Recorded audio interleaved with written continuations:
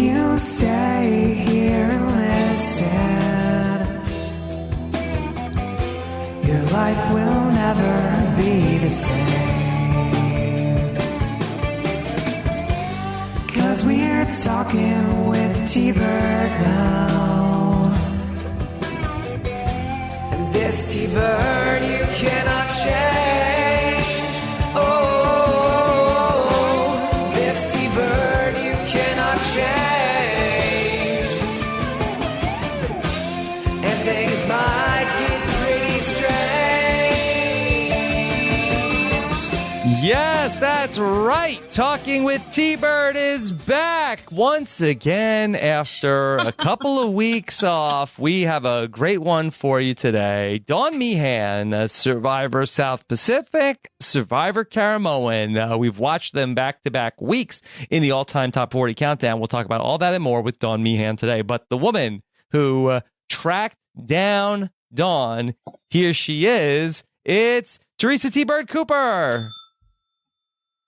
Hey, Rob. How in the world are you? Yeah, doing great, T-Bird. What's new with you? Good. Well, I actually have been listening to your recaps, and You I have? want to thank Allie and yes, absolutely, because South Pacific and Caramoan have been a little ways back. When I think South Pacific's been 10 years ago, and Caramoan's been I don't know, however many years it's been. It's been a while. So, yes, I listened to both of them. And Allie and Akiva for Caramoan were absolutely great. And Allie, I've learned something from Allie. I see she has props. She uses props, which was so cute. Mm-hmm. And then Akiva has this little squeeze ball, which I guess he calls his avocado that he was using. Mm-hmm. So, learning things from them. And then I was enjoying Beth and Scally's doing South Pacific with you. So they're really helpful as far as talking to our guest Good. and getting current. So thank you. Thank you for that. T-Bird, that it's way I didn't wild have that to- you listen to the podcast. Oh, yeah. It's part of my homework. Yeah. Because Glenn came in and I said, I've got to listen to this podcast, baby. I said, this one is 4.5 hours. And then as I'm getting to the end of it, I'm hearing you and Akiva saying, this is the longest one we've done. I'm thinking, oh, dear Lord. Mm-hmm. And it was. I listened to every minute of it. Why, do you want to try to break the record? Minute of it. No, I was just listening, I kept thinking that y'all might say something at the very, very end that I might need to know, but I did get in to hear hashtag 3 Amigos break the record. So I listened to it all the way. Look, and that's T-Bird, how you know. look, I might be able to do a podcast for 4.5 hours, but I'm pretty sure that you had your hand over your head attached to that bucket for longer in Africa. I can't even imagine that. You know how you just do things and you don't even think about it? Mm-hmm. But it's okay, Rob. I just put on my headset and go work out, and then I'm listening and I'm learning things I'd forgotten about and hearing y'all's take on it. It's fun. It's good. So how long did you have your hand over your head? It's part of homework. Yeah. Oh, I think it was a little over 6 hours. 6 hours. Yeah. I mean, I could sit here and do a podcast. I'm sitting in a chair talking. Like, that's no big thing. I don't know, because I even heard Allie was saying, Rob, how do you do this? How do you sit here and talk for 4 hours? Well, Rob, it's a little different when you're, playing for $1 million. Mm-hmm. Yeah. Okay. It's a little different when so I had to do what I had to do. So that's just part of it. That's just part of the game. Okay. What have you been up to the last couple of weeks? Baking bread. Baking bread. Yes. Yes. Because you're inspired. That's what Dawn does. That's what Dawn does as therapy. So that's what I did. I did a little bread therapy. I had never done that before because we have a bread machine. And I actually did bread from just getting in with it, with the dough and just getting in with it. And I love it. So I learned. It's funny how it seems like I learned something from each of our guests. And that's my takeaway from Dawn. You take something away from everybody. Yeah, it was wonderful. T-Bird, have you kept in touch with Mad Dog? Yes, I have stayed in touch with Mad Dog. I have. Yes. Everything's going good with Mad Dog? What a great podcast that was. Yes. Everything's going good with Mad Dog, yes. Yes. She was very, I think she was very humbled, which, with us talking to her. And I think it was I know she enjoyed it. I know we all enjoyed having her. So Yeah. I know you enjoyed having her. That was the neatest thing. Is I loved it so much. How you reacted to it. The bar is high today to follow up after Mad Dog. All right, T-Bird, why don't you do us the honor and introduce Dawn? Okay. Today's guest knew from the very start, season 1 Borneo, that she wanted to be more than a Survivor fan. At 30 years old, she started applying and going through the casting process. She would finally be cast for season 21, only to be replaced 2 weeks before the game was to begin. Disappointed? Absolutely. Discouraged? Never. We would eventually see her at the age of 42 on season 21 South Pacific. This kind, well-liked player would make it to day 27, but not before leaving behind a lasting impression. We would see her again almost a year to the day on season 25, Caramoan, Fans versus Favorites. Most players that play again will play much the same as their first time. But this former college professor from BYU said, quote, "If you give kids a test, they'll do better the second time," end quote. This would indeed prove to be accurate for her. The South Pacific Dawn would be replaced by the new Dawn, and she would go into her second chance with a different strategy. She was determined and even, well, a little cutthroat. "If you didn't have my last name, I could vote against you," she had said. She would accomplish exactly what she had wanted. She got as far as she could, making it to day 39. Quote, "I was in charge of my own game and got to the end with my best friend," end quote. Yes, the misfits from South Pacific would control the game. But after a weight loss of 27 pounds, no sleep for 11 days, then being humiliated by a bitter jury, largely due to her vote against Brenda, she leaned over to Cochran at the final tribal council and, feeling as if she was having a literal breakdown, said, quote, "I think I might need medical attention," end quote. After that final tribal council, she was taken to a hospital in Manila, then accompanied back home by the cast psychologist, Dr. Liza, with follow-up calls by Mark Burnett and Jeff Probst. The reaction from the fans would sadly be similar as the jury, and this mom of 6 would become vilified. She said it was a double standard. "I felt abandoned, then betrayed. I played the same exact game as Cochran. He stabbed them in the back. I stabbed them in the front."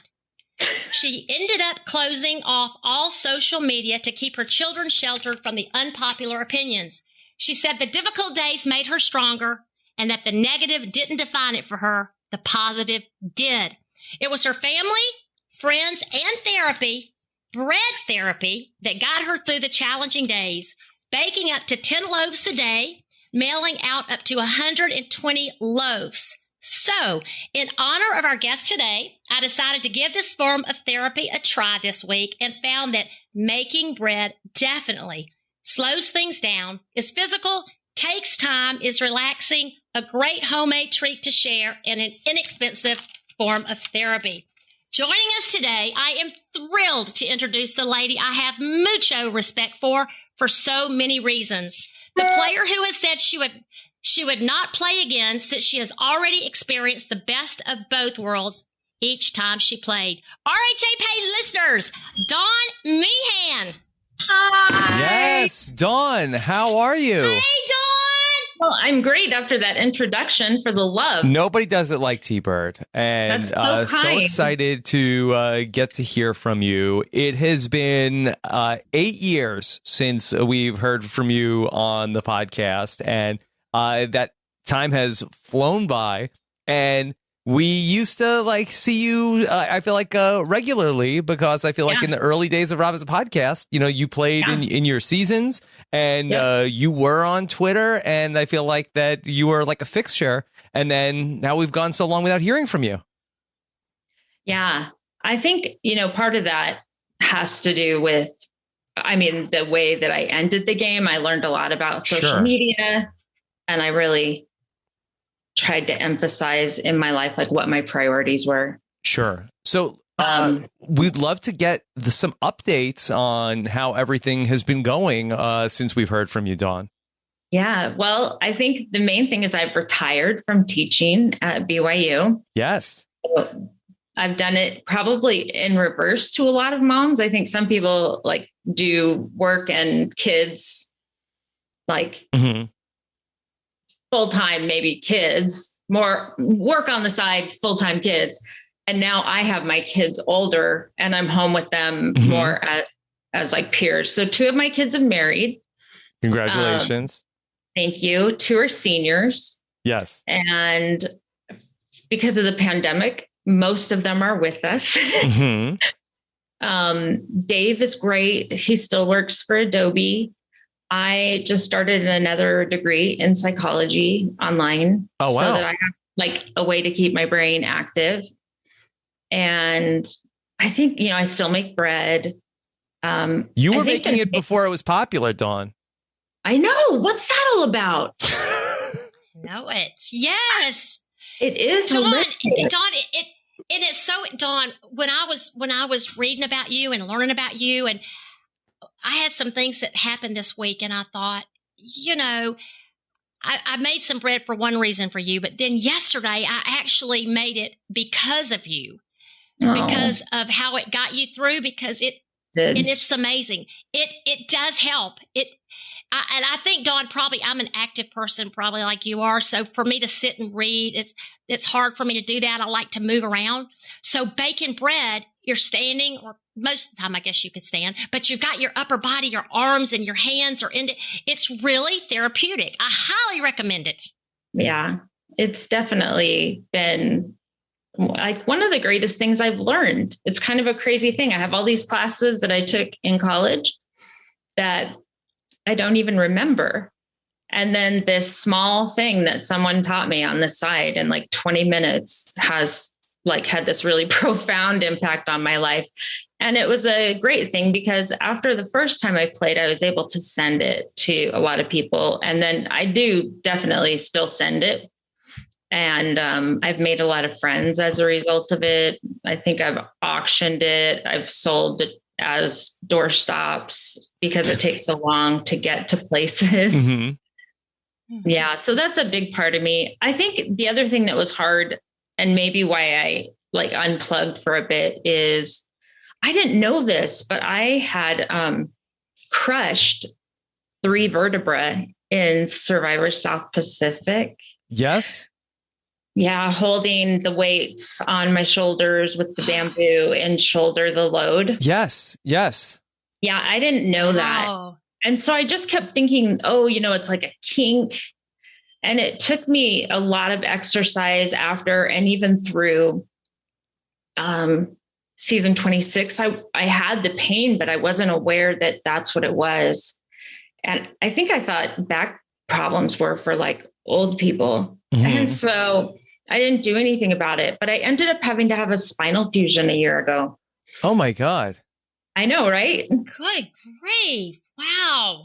And so I've kind of had to do more of me just as a way of like getting through that procedure and accommodate, like learning to adapt in a few ways because I can't do a back bend anymore.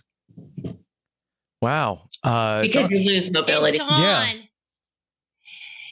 And Dawn, that's really interesting because, we've talked to some people talking with T-Bird who have had, of course, mental issues due to the show, the difficulties, and also physical problems. Didn't Katie Gallagher tell us, Rob? I mean, and she had, you don't think about that. You think, I'm just going to going out here to play this game, but things do happen that stick with you for the rest of your life. So, yeah, that was pretty major, but I always tell people we won chickens for that. So I think it was like a good trade. For your back. Yeah. That was an impressive challenge, by the way, Dawn, because I was watching it. I had forgot, it's been a while. So watching it, I hadn't remembered that you had won that. And I thought, I'm not sure Dawn can win this challenge. And as I kept watching, I'm like, you got to be kidding me. Oh my gosh. It was fantastic. So I know you're proud of it. I know you hate to lose the use of your back. Yeah. Absolutely. Because- wow. It's not even That was impressive. About that. Yeah. Dawn, was that because when was the impressive. bar slips off your shoulders, right, and is on your back, and then you and Stacy both have the is that when you feel like that injury happened? Yeah, I knew something happened, but and so in confidence, like two of the people on my tribe who also participated had like more medical immediately, like hernia, stuff like that. I don't think they've done that challenge since then. Yeah. I don't either. Yeah. I haven't seen it. So, but, Dawn, what's that been? 7 or 8 years you've gone through this pain until when did you say you had a year ago fusion done to your back? Oh, a year ago. Okay, so you dealt with this pain for a long time. Yeah, but I kept thinking, because I try to work out. I just kept thinking it's it'll remedy itself at some point. And you're feeling okay now? I think it takes like 18 months or something until they can kind of declare that it was like successful. So when I do all that they tell me to do, I do. I feel good, but I'm probably I think people use this term like flippantly, but I don't mean it flippantly. I do think I have like an inability. I'm a hummingbird. I have an inability to sit still. I think if you were to just follow me and do like speed up the cuts on the show, you would just die laughing at how many times I am sitting down for like 3 seconds and then I get up and walk and then sit down again and walk and sit down again and walk. I'm not very sedentary. Like this will be a challenge, the 2 hours. Yeah. And so, Dawn, also, God, I don't know which direction to go with you. There's so much I want to talk to you about. But let me start with, you played, a year and a half from when you played South Pacific to Caramoan. And in Survivor years, that's a short period of time physically. It's actually 10 months. Yeah. It's 10 months. Oh, that's right. Before taping. That's got to be extremely challenging. Were you just excited about going back? Did you think about the toll, or I guess just after the fact? No, I didn't think about anything other than I wanted to play. I saw Sophie, my previous season, receive that $1 million check, and I just thought that's got to be me. And I just didn't understand. My brain couldn't wrap itself around how that would be a possibility again. And from what I understand, there was someone else that, they expected to kind of fit into that role of mom or female that's older. But I ended up, ironically, I think it flipped. The first time they knocked me out for season 21, and for season 26, I knocked them out. So no one expected. Let's give her a name, Dawn. Let's give her a name, because we just talked to her, a month or two ago. It's Holly Hoffman. And there seems to be so many similarities between y'all. Y'all are both, you're amazing women. But even the way you played your games, you were both loved and respected, of course.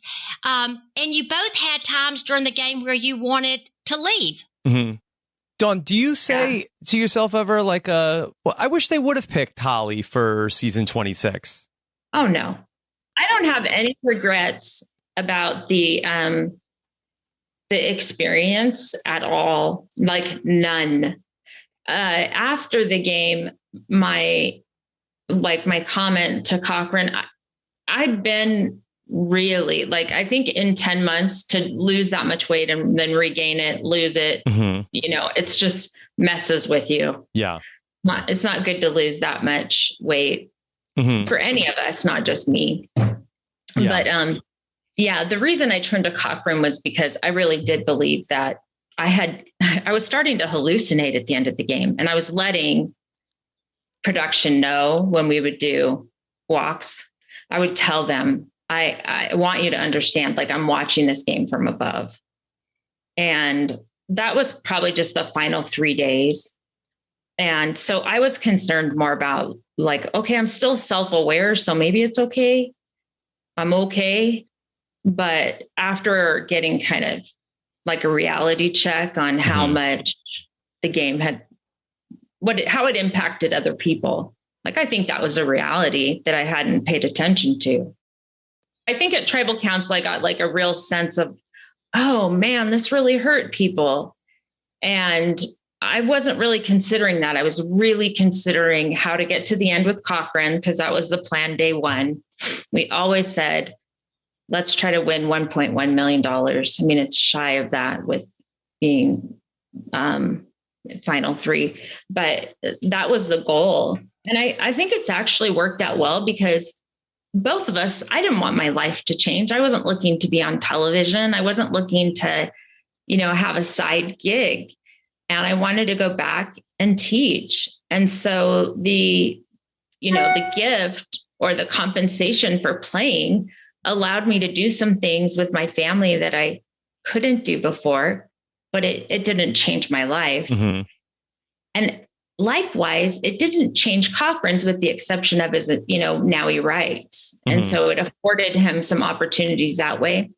But financially, he's been very generous with his money. So it's not like he, in my opinion, he's been really like the same person, I think you give me that million, it's over. He's a sex symbol now, and he didn't have that before. Let's not leave that out.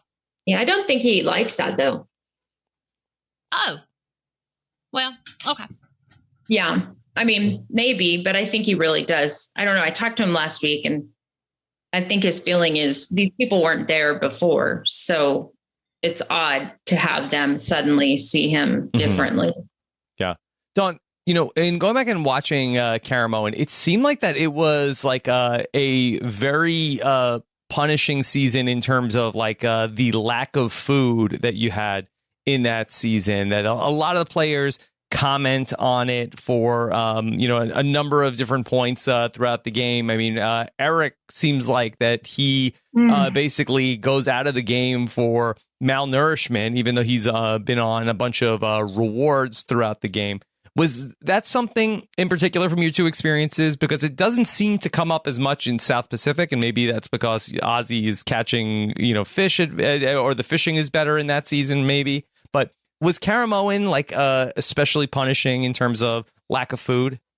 Yeah, because the ocean in the Philippines where we were is overfished. So I never saw a fish. I saw a shark once, a baby shark. But, outside of one time we got really large clams, like the kind that are on SpongeBob. And, that was a fluke. Yeah. So yeah, we didn't, if we could fish, because we had, Malcolm, who can do that banana sling like nobody's business.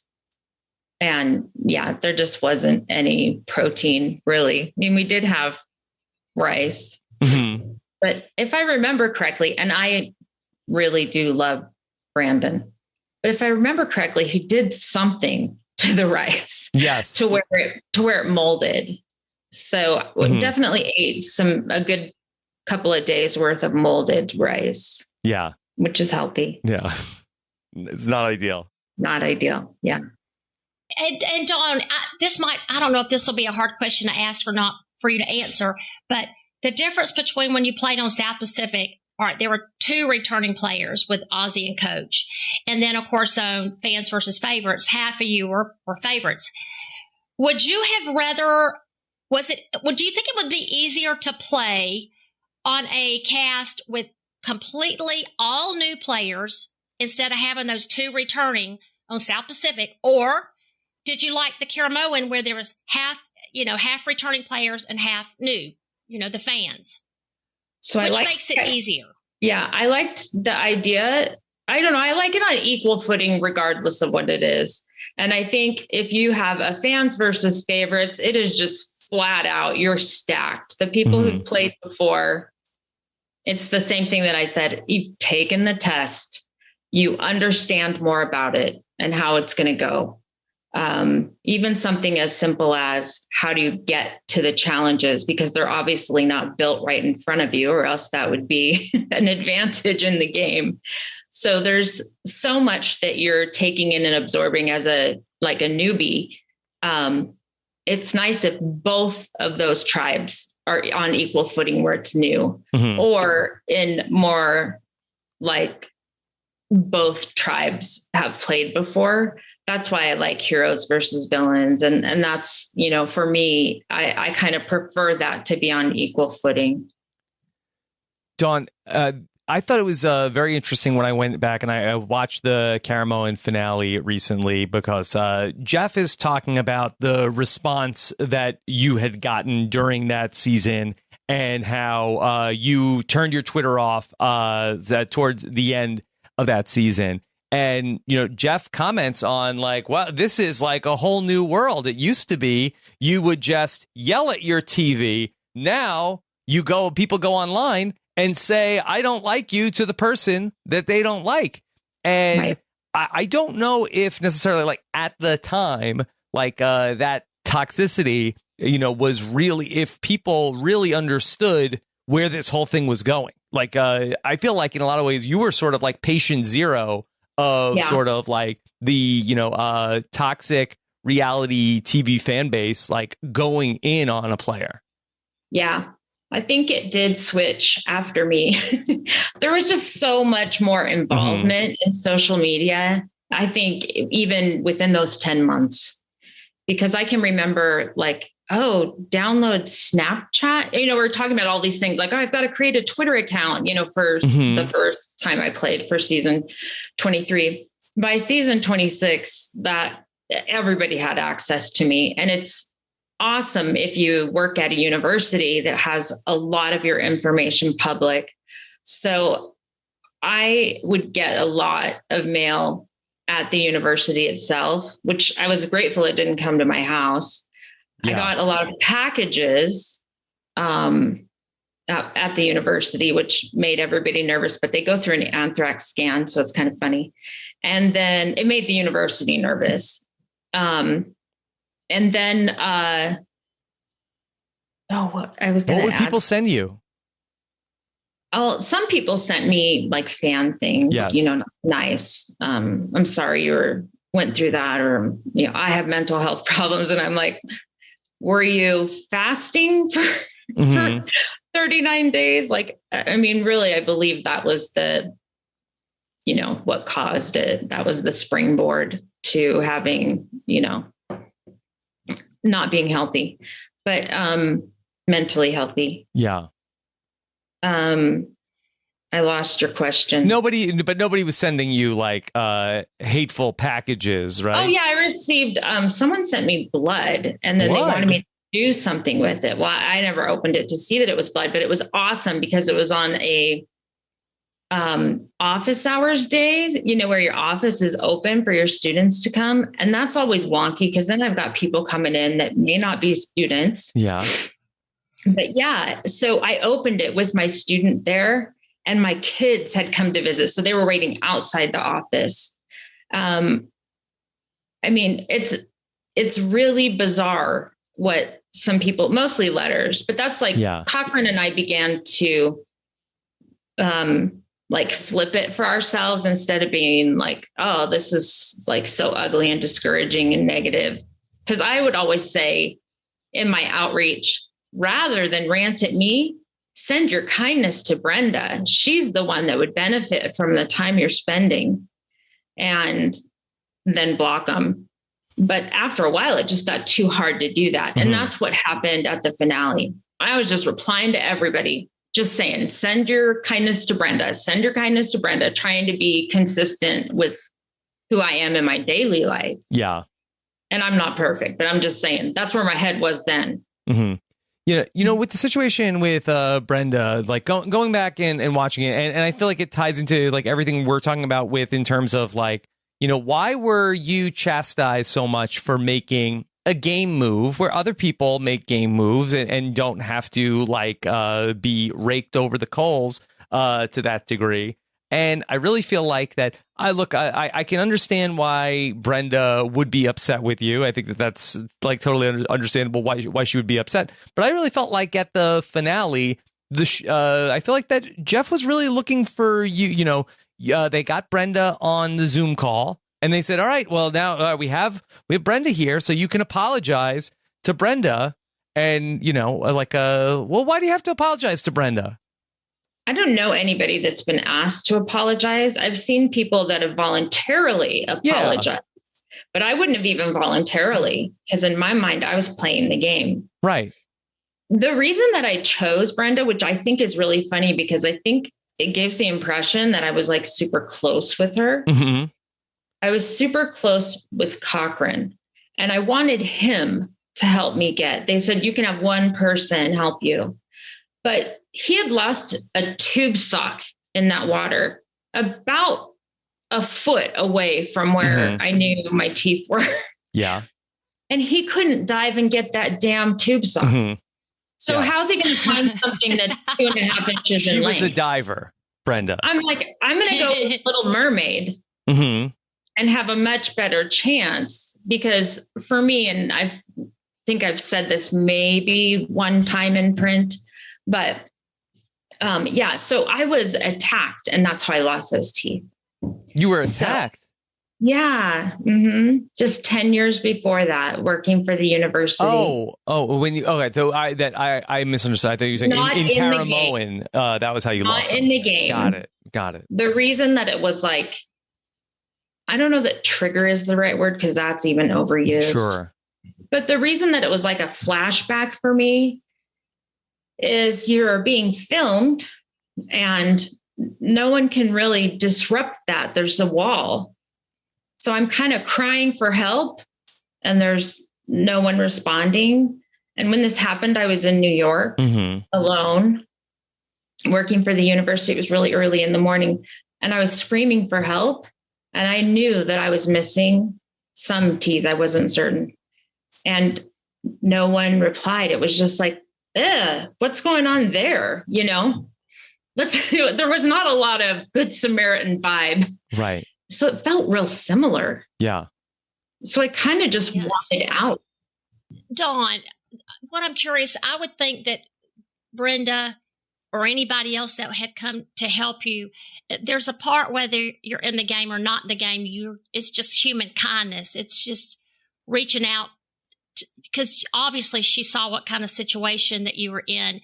Do you think if Brenda hadn't reacted during the jury, the final tribal council, like she did, if she had reacted differently, would it have changed everything as far as the other jurors being bitter and then the fans becoming bitter? Would that have stopped it right there? I don't think so. I mean, I do think that it played a big part in like fanning the flames. And I mean, for me personally, I know from being on the jury that there's, you know, a little bit of groupthink. And that's attributed in my mind to a lot of things, the stress of the game, the amount of time you've been at Ponderosa, learning more as people get removed from the game and hearing like, what the hell? That happened? That's how I got out? Because you leave maybe not certain who instigated your, you know, group voting you out or a group voting you out. And so you learn that from the next person when they get to Ponderosa. So I don't think it would have changed anything because I was like a mother figure. I've spent a lot of time. Dr. Liza is the psychologist for the show. And I spent a lot of time with her. And she said, like, people had a really, really hard time believing you had anything to do with them being removed from the game. Like, it was more personal.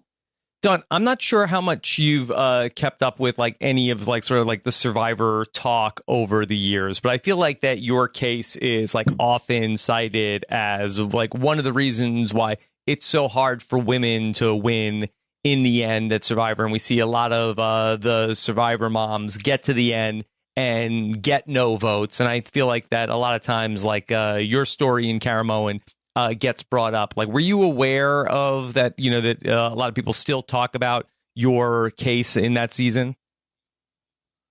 Yeah, and I think that's helpful. I would like to think that it doesn't play a role, but I felt like age played a role. I mean, I'm on a tribe where, like, Brandon was married. Mm-hmm. Philip had a son, but I don't know how much time. You know, I've got 6 kids at home. I mean, I am the mother figure. I'm French braiding hair. I'm like, you need a tampon? Here you go. Mm-hmm. You can have one of mine. For those of you that don't know, we are given like a basic med kit that would allow for that, so that you don't think that we're out there like suffering. Mm-hmm. We are suffering, but mm-hmm. Yeah, it's interesting. Because, like, the case with Jeremy is like, oh, Jeremy has kids. If he gets to the end, people will automatically vote for him. I wonder if that's the difference between dads and moms also. I do too, because we don't expect as much of dads. Mm-hmm. Right. I mean, that's changing. I think my husband would have been like, well, for one, he would have been a better player than me because he's great with puzzles. He's kind. He became really good friends with Brenda's dad. Mm-hmm. Nightmare. When he heard, I called him from Hong Kong because I was still with Dr. Liza, and that was our layover. And he said, I've already seen on the internet, what am I going to do about Brenda's dad? Mm-hmm. You know, we're so worried. He did seem like a very nice man. That friendship was over. Mm-hmm. And that happened the previous season because he bonded with Whitney's first husband. So he's like, I met this amazing couple, this amazing like husband. Yeah. And we're going to get together with them. And I'm like, you need to delete that phone number from your phone. Like, we're not doing it. Yeah. Both times he had to give up his best friend. Yeah. That guy better get ready for some bad news and bad news.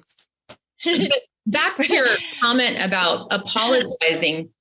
Brenda's just kind of adored. Mm-hmm. I mean, she is in the game. She's beautiful. She's soft-spoken. That worked to her advantage. She is awesome in challenges. She's really good in challenges. Mm-hmm.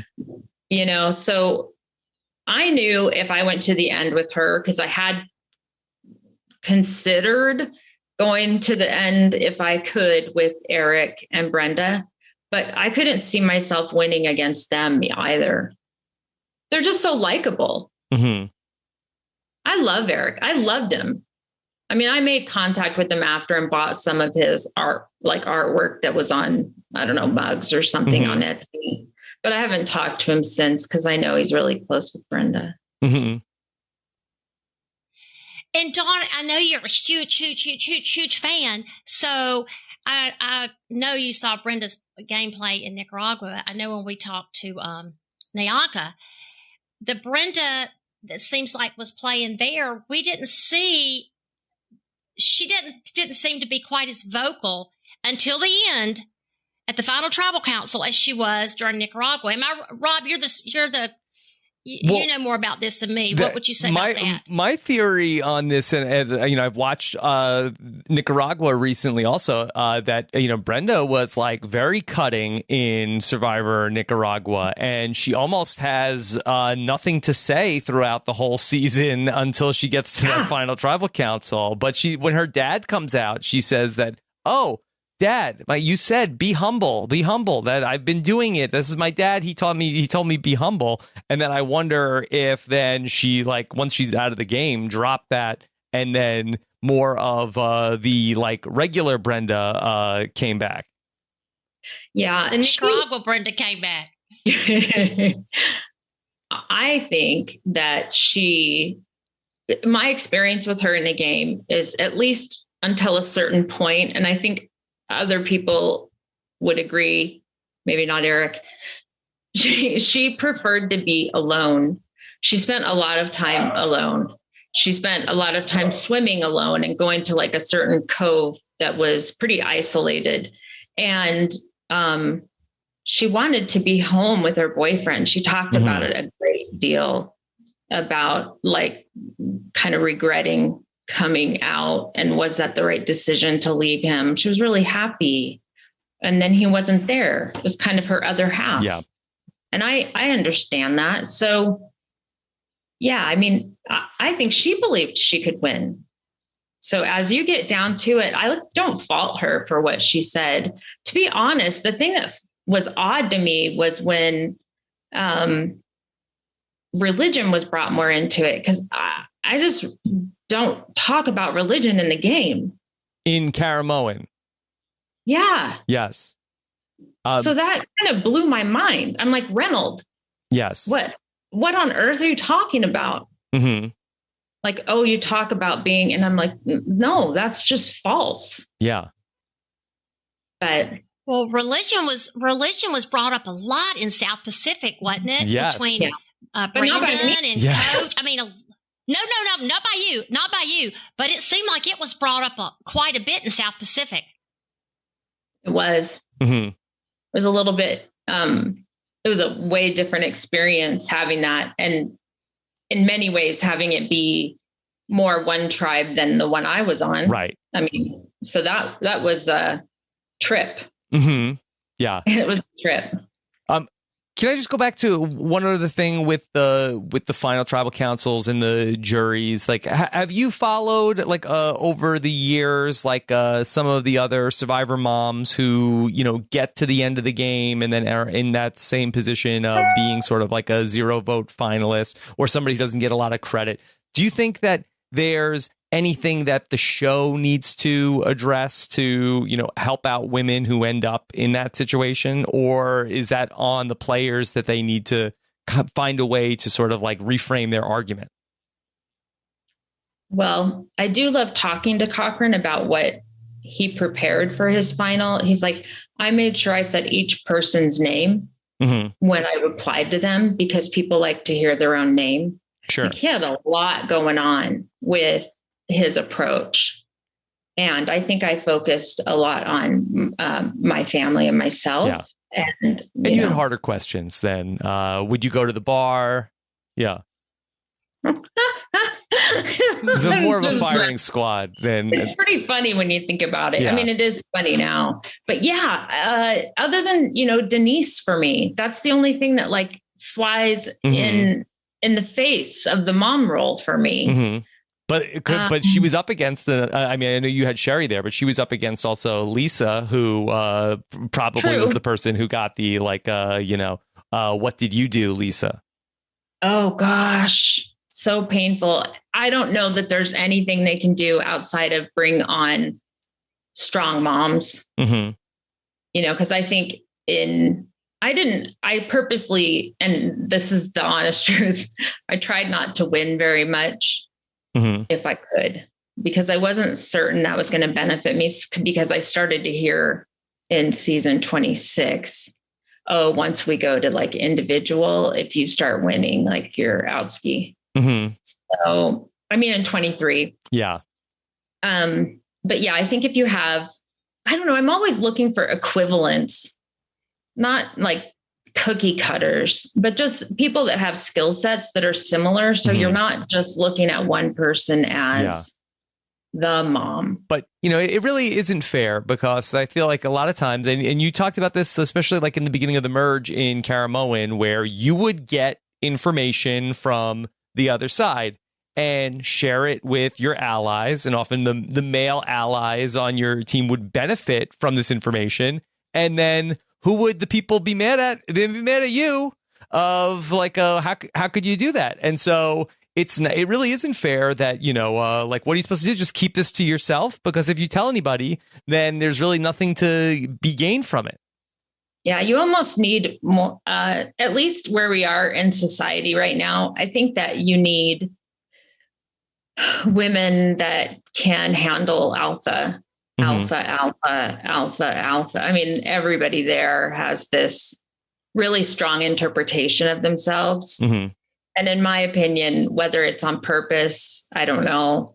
It did feel like there's some sexism, And so I definitely let production know, I'm leaving a job as a professor where I get to speak with both men and women, and I get to be in a position of I'm respected. And I come out here and I hear like, I don't even know what you would call it, like locker room talk. Mm-hmm. Like I'm subjected to listening to it like nonstop. And it's so unkind, in my opinion, towards women. Mm-hmm. And you're just sitting there thinking, I remember that's how Cochran and I kind of forged a bond, was just saying, is this how you planned on spending your summer? Listening to people talk about just not respecting another person. I mean, if it were about race, it would have been right. Unreal. Yeah. I mean, people would have blown it out of the water, and those people would have been clearly called out. Mm-hmm. But for some reason, my experience in my 2 seasons was almost identical. A lot of camp talk about just not a lot of respect for women. Mm-hmm. So maybe fewer dough heads. I don't know. That's so rude. Yeah. See, there I am judging right back. Mm-hmm. No, this is great. This is great stuff, Dawn. This is that. It's not exactly in the same thread as what we're talking, but that I loved. One of my favorite things from watching your 2 seasons is there's like the couple of weeks where, like at the start of the merge in Caramoan, where Corinne wants to bring you in about the plan to flip, and then she goes out after that gets blown up. But then for some reason, Malcolm thinks like, oh, I'll be able to flip Dawn. And you end up like, and Malcolm tells you like, hey, Reynolds has the idol. Don't worry about it. And it's like, I want to see the idol. And then Reynolds shows you the idol. And you have this great confessional where you say, you know what, Reynolds? Shame on you. Shame on you for showing me this idol. You shouldn't have shown it to me. And that's it. And now you have to, you're going to pay for that. And I love that from you. That was so great. And I know that eventually everything in the game is going to wear you down by day 39, but it just would have been so great to have that same sort of energy of giving shame on you to those guys or Brenda. Yeah. I think I'm like forthright. I think I'm an okay read on other people, but I don't think I'm the best, obviously, because I didn't win. So I think Cochran had a better read, like lay low, get a sunburn at the beginning. Mm-hmm. But at least for Caramoan, yeah, I definitely felt that way. Like, duh. I mean, I don't know how. I did try to forge a bond with Malcolm at the beginning. And so I think I played I'm all alone because I'm a mom. Mm-hmm. You just got done playing. I'm going to need a fortress because there's no way I'm going to stand up to a lot of these people. So I think he kind of put me in his tier 2, at least. Yeah. I wasn't tier 1, but I was tier 2. So, but you duped them. You mm-hmm. tricked them. You put on a disguise and they fell for it. And then they were upset with you after.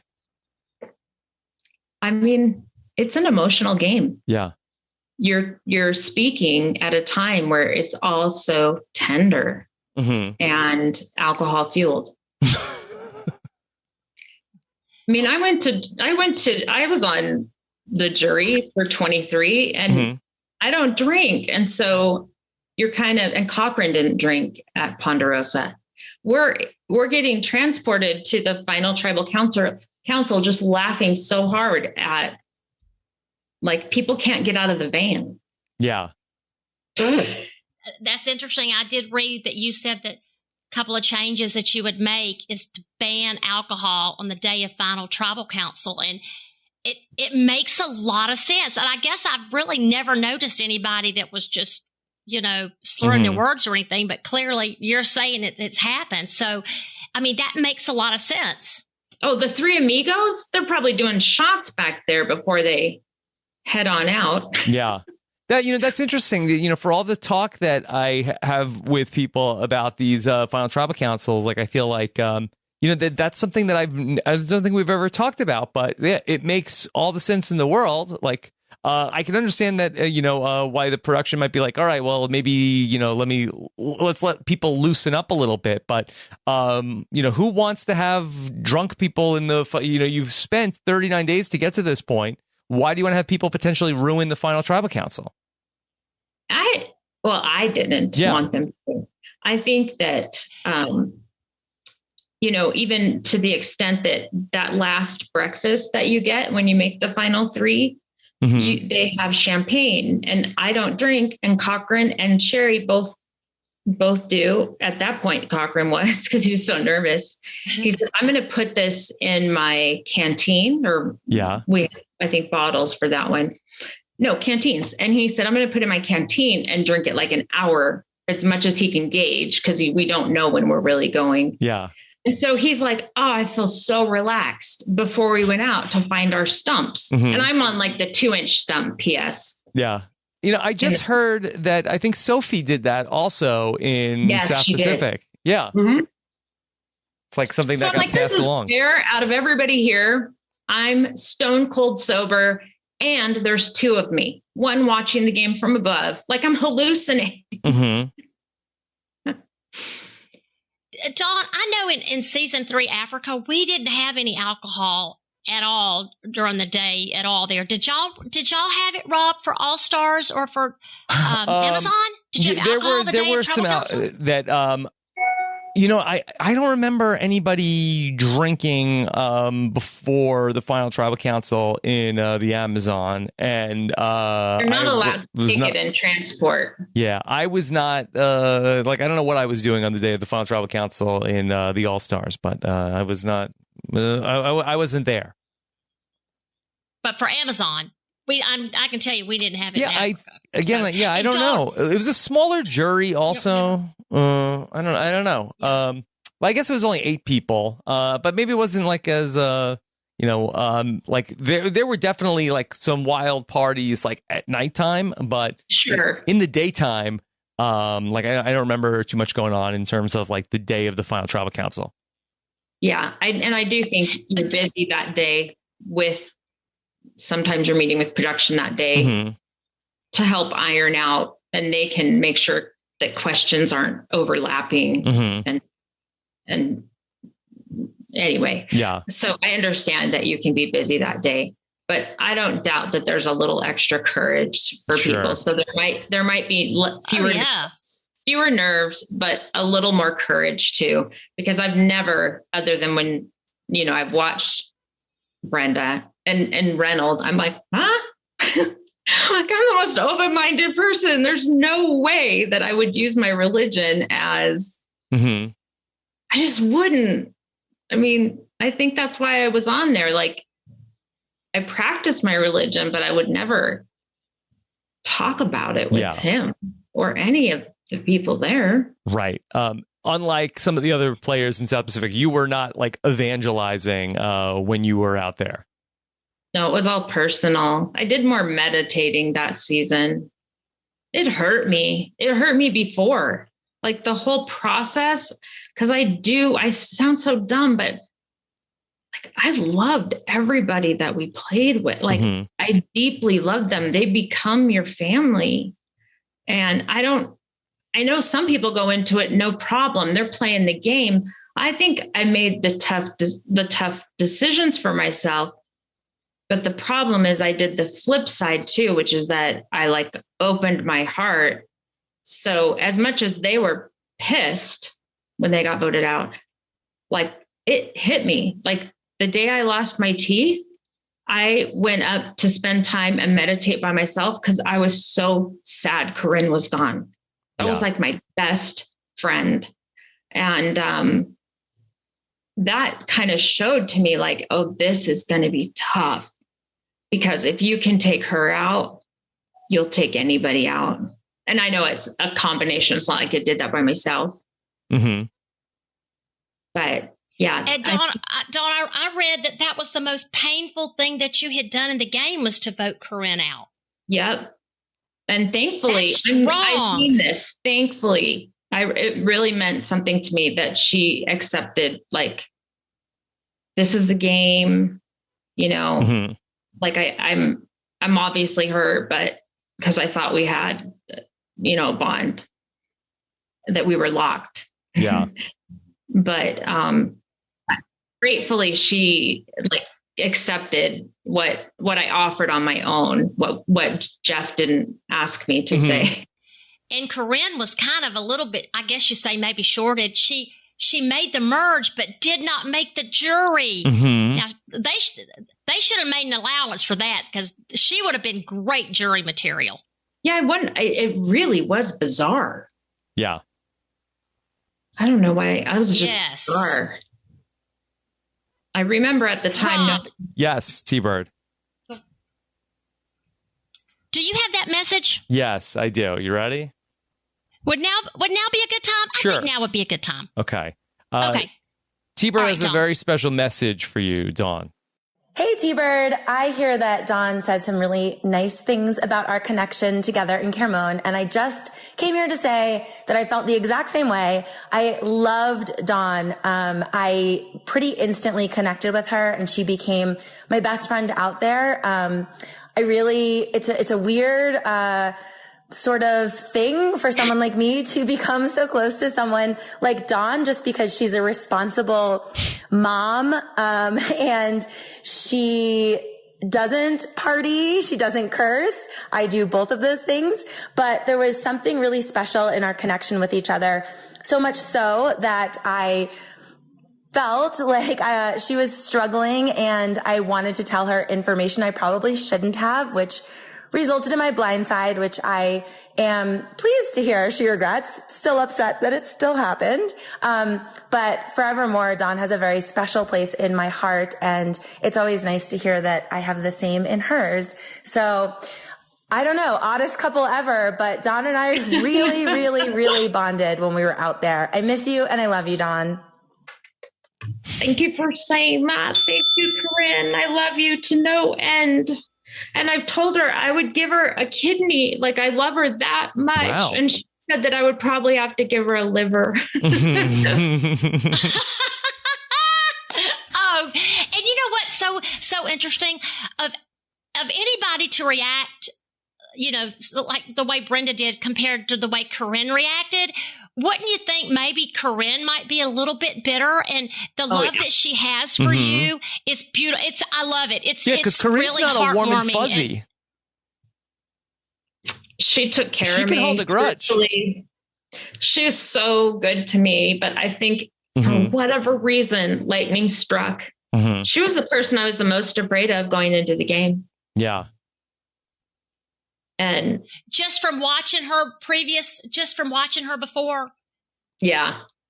And I can see that. I can understand that. I think I'd feel the same way, Dawn, because with Corinne, it's probably hard to know how she's going to react to you, because again, like she said, your personalities are different, and that she obviously has so much respect for you and vice versa. And y'all are so different. It's really, really a cool thing. Yeah. So I think I loved the most, but I had like pieces of that in me for each person, even if they didn't know it. And maybe that's because I missed my kids, and I like needed to have some kind of bond, unlike other people who like led a single life. And I'm like, isn't this so hard for you every day? And they would be like, no. I took time off of work, and, yeah. And I missed my anniversary 2 years in a row. We had just adopted a daughter and son that were 10 and 5, 4 weeks before season 23. So hello, goodbye. And I was worried about them all the time. Like, are they adjusting? What do they think? What in the honk am I doing? Like, bye. We love you. I'm going to be gone a while. So you missed your anniversary. Then you came home and told your husband he had to cut people out of your life, your friendships he was making while you were gone. I know. Whew. I felt bad for him. He also had a really bad fall diving the second. So the family gets to come out, right? I never saw him in season 23 because I got voted out when he arrived in Samoa. So I never even knew he was there until I came home. Mm-hmm. Oh. Then with season 26, I did get to see him. I did get to play a challenge with him. And he was like, oh, I love Brenda's dad. I mean, that's the first thing he said in my ear. And I said, the person who wins always goes home. So we're going to lose. And he's like, oh, like my only time on the show, I've got to lose. Mm-hmm. And so I'm like, yes. And I don't know that we would have won, but I think he was like, this is gameplay I hadn't considered. Mm-hmm. But yeah, I don't know. I felt that way for everybody. And so that's probably why I had a hard time. Yeah. But nothing like Corinne. Right. But was that extra hard for you? Because that, of course, everybody remembers that basically Brenda picks you and then they say, oh, wait, hold on. We have a surprise. There's another loved one who's ready to go. And Brenda, you could give it to everybody or you could pick one more person. And of course, she gives it to everybody. But to the fact that your husband had come out on location and then had to go home and you never got to see him. And then to like have the chance to finally get the loved ones visit after 2 visits in a year, and then to have it taken from you in that way, I'm sure that must have been so difficult to handle. Yeah, that was my anniversary day. Yeah, that day, and I think you see me react more. Yeah, at least I don't think they included that in the show. Oh, really? I don't remember that. Yeah, I was like extremely. It was the biggest outburst I'd had when we got back, and I think primarily because I was very, very hungry. Yeah, that would have distracted me, and I just love him so much. He's a really good guy. Like he's a good human being. He's so good, and you're around this like dirty play, including yourself. So you're like a good person. Hi. And everybody's good outside the game. I don't think like that's not what I'm saying. I'm not saying I played with a bunch of bad people. I'm saying in the game we're different people. Yeah. But it was hard because they were 30 feet off our beach having a barbecue. And Eric's screaming, I wish you could have this lemon pie. You know, you want me to say to a burger? And so I could smell it. I could hear them laughing. And I absolutely knew they were talking game. Was he being mean? That he was like taunting? Yeah. There was a lot. And it's amplified by my memory of it. Like over the years, it's like they were throwing hot dogs in the water, but that's not the case. You know, when you retell a story over time, you're like, well, let me tell you. And that was the first season I'd seen where 2 people came. Yeah. And my best friend came. Yeah. And I never saw her. And oddly enough, she became really close with Andrea's younger sister, which was way cool. And they've met at the airport during layovers. Oh. They still keep in touch. Yeah. So there's a whole other side to the game, which is really beautiful and sometimes difficult. But yeah, I was upset. I think I was just on so many levels angry. So I guess gratefully they didn't show that. Dawn, do you think those family visits, again, season 3 Africa, because of the location where we were, we didn't have any family visits. Do you think it's a way to recharge the players' batteries to have that family visit? Or do you think it kind of takes you out of the game and takes you away from, mentally out of the game where it's not a good thing? I guess there's several ways to look at it. What do you think? Because I haven't done it myself, I don't exactly know first person what that's like. I only know what I've seen from people returning. And I think you see a mixed bag, people that are like, I'm ready to be home. And in our case, the family visit was very close to the end of the game. It wasn't like the standard day that most of the visits are that you're anticipating. If you're like a major watcher, you're like, oh, this is going to be episode whatever.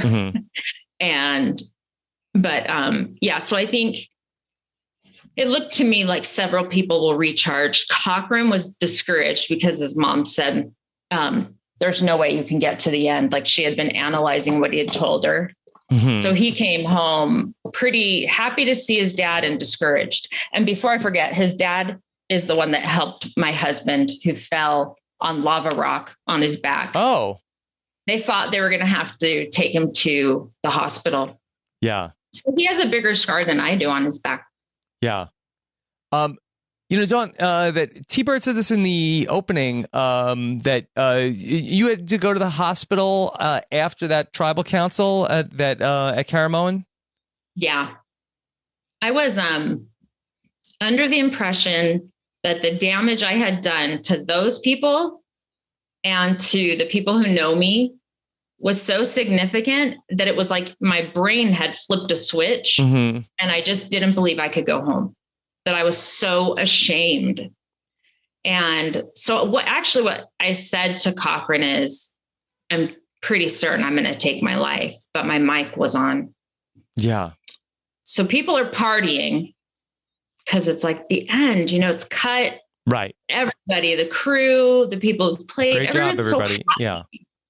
Yeah. And I was when I was on the jury in 23. But that wasn't my experience. And everyone wants to talk to Cochran. So I was kind of like really alone. And so I kind of sat on that stump. And then eventually they like moved me back to Ponderosa when we were doing the med check. Why can't I remember his name? Because they thought I had appendicitis before the game began. Yeah. The day before. And they helicoptered me to Manila. And I had more tests than I can ever tell you. And then they said, you can't tell anyone you've been in a helicopter. Mm-hmm. They still let me play the game.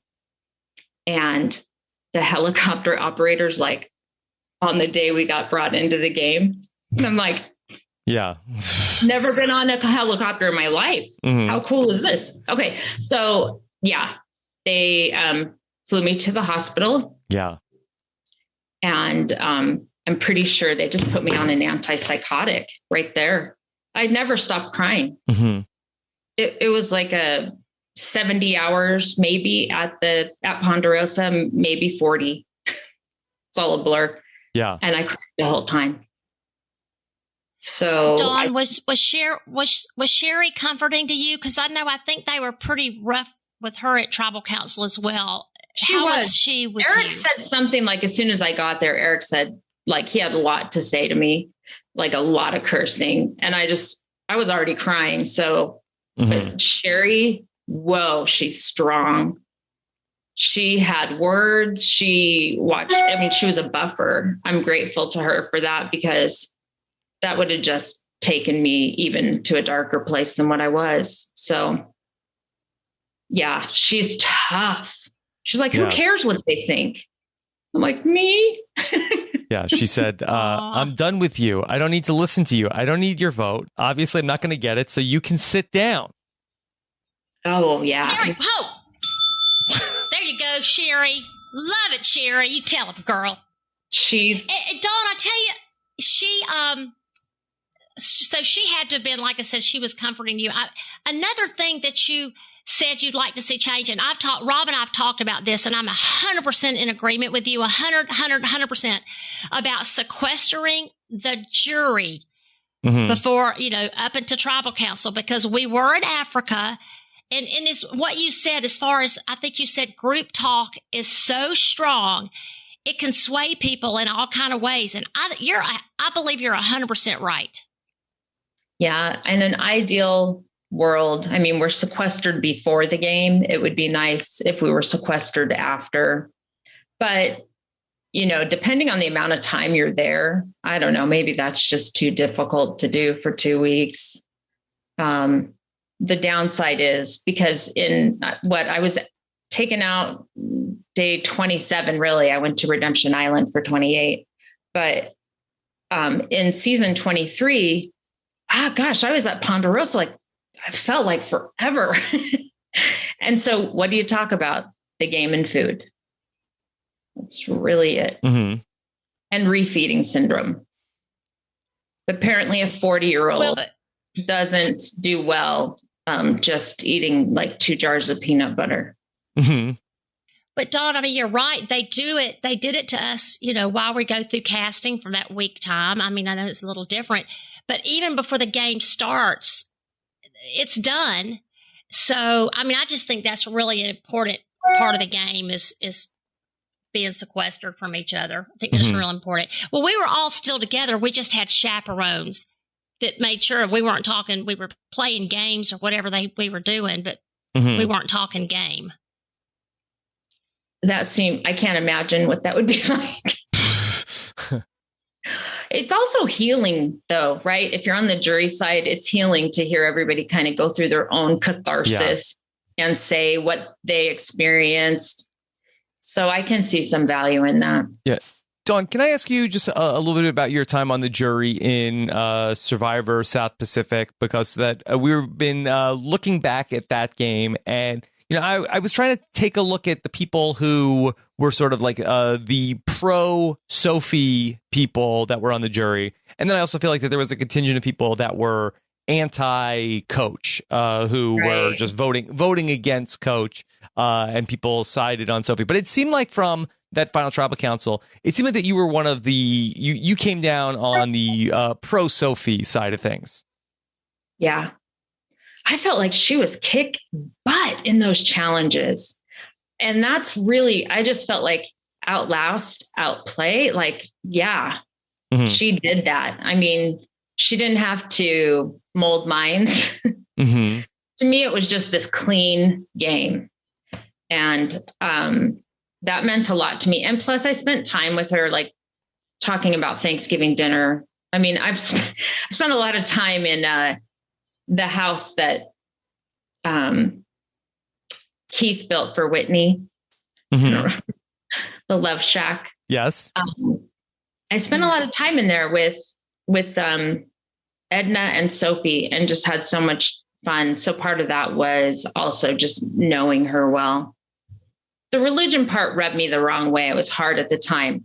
However, Coach was so good to me the day of my finale for 26. He phoned me. Yeah. And I'll forever be grateful for that, to say, I've been there. You're going to be okay. It was so nice. Because he got raked over the coals pretty good at that final tribal council, right? Yeah. And really, at Ponderosa, you've still got usually 24 to 48 hours before you're flown home. Yeah. So he's like isolated. No one's talking to him. I mean, it's like 7th grade. Yeah. I'm going to hang out with the cool kid whose dad is wealthy. Dawn, did you see did you watch Winners at War, Dawn, with Sophie? Did you think she played a similar game as South Pacific? Yeah. I don't know. I really admire the game she plays. Yeah. I do. She's pretty brilliant. That's my opinion of her. She's just brilliant in so many ways. And at that time, wise beyond her years. She was 21. Yeah. Yeah. I had 20 years on her. Like, I should have been Yoda, not her. And it seems like in South Pacific, she was pushed behind a curtain, I guess. And I guess because of the strong male personalities with Coach and with Brandon and what was going on with Brandon and Ozzy. Yeah. So we probably didn't see as much of her gameplay as she was actually playing. Yeah. I think we saw it more in her second season. Sure. And that was... I know I did. I thought, okay, this is a strong player. Absolutely. Now, were you surprised that Cochran wasn't out there? Did you want to see him out there for season 40? I knew he wouldn't be out there. We've had so many conversations about him going back, and he just feels like he can't do any better. He can only do worse. Really. He doesn't feel that he could win. That makes perfect sense to me, actually. I was surprised he went out, and what season was it where he went out and he Game Changers. yeah, he like coached her. I mean, I was. Yes, Debbie. Yeah. Yeah, Wasn't I was Debbie? astounded Debbie? that he did that. Yeah. Gave advice to Debbie. Dawn, can I ask you also, we've talked a little bit about Cochran, but, we haven't touched too much on Brandon. And, in watching your 2 seasons back to back, it really is remarkable to see, the transformation that comes, in Brandon's second season from where he was, just 10 months earlier when you saw him in Survivor South Pacific. And certainly in Survivor South Pacific, he is going through a lot of things, but he comes into Survivor Caramoan like almost a completely different person where, he's like very like outwardly like trying to be and struggling with being this, good Christian, or at least what his idea at the time of a good Christian should be. And then, he seems to really like embrace this, villain character by the time he returns in Caramoan. I mean, that must have been wild to see that transformation. Yeah. My belief is we won so many tribal challenges because of him, his brute strength. Mm-hmm. But in the downtime at camp, he was so conflicted, right? Because he had made so many changes, and I think it was difficult. It was difficult for him, but at some point, for some reason, Philip became like an obstacle for him. There was just either some personality conflict. I just don't know what that was. Yeah. Maybe he didn't like, there's a lot of discussion about books that you're going to publish. Not me, but Philip. There was a lot of discussion about, I'm probably going to get a sitcom out of this. Mm-hmm. And I think that was just like brewing. And maybe for some of us, it was doing that too, but we weren't outwardly saying it because we wanted to stay in the game. Mm-hmm. Yeah, it was like night and day. There's a period of time where it just flipped. Going back to in Survivor South Pacific, when he gives the immunity necklace to Albert at the final 5, that is I described it as a slow motion train wreck in the podcast that we did about the season, because the tribal council opens and Jeff's like, all right, tribal council. And he's like, I want to give the necklace to Albert. And he hands him the necklace as Albert. And then, it is then a lot of discussion about like, has Brandon just made a big mistake? And I think that even he realizes by the end of that tribal council that he's made a big mistake. But Albert is saying, no. I think he's good. Yeah. Yeah. So could I just, as a juror, what was your reaction to that? And did Albert's chance in the game really go away in that night? Yeah. Yeah. Because he was aware at camp that was a possibility. Brandon had talked to him about it, had kind of promised him that was going to happen. So I think in that regard, he had heard enough of us say, no, you don't do that. Like, you didn't win it. He doesn't need, like, please don't do this. And so I think that might be because you don't see that in the show version of the game. Mm-hmm. I think enough people had already expressed their frustration with that happening and tried to stop it. It's hard to watch. Yeah. It's really hard to watch. And I think it's an example of what he tried to do leading into season 26. Mm-hmm. Were you surprised to see Brandon back out there as a favorite for 26, Dawn? I was surprised to see everybody for this reason, because Holly had been at casting, because you still go through casting even if you've played before. Everyone was there at the same time except Dawn. So I didn't have an idea of who was playing. Cochran, we're not allowed to talk to each other but we all have each other's phone numbers and things from previous seasons and stuff. But I'm like a rule follower. So I didn't tell anybody I was playing. I didn't tell a single person. Jim, Whitney, Keith, Cochran, all those people. Well, John, I don't I was keeping in contact with none of them. They're all like, oh, Cochran's probably going to play, but they knew. And I even spoke to you and you're like, would you ever play again? And I was on the elliptical machine prepping because I knew I was going. And so it's kind of funny that. And you lied to me, Dawn? I lied to you. Dawn, how could you? Where do you get off, Dawn? If you don't have Jeff True here. Yeah. I mean, if you don't have Jeff True, apologize to me now, Dawn. Come on. If you don't have Jeff Probst here, it's not happening.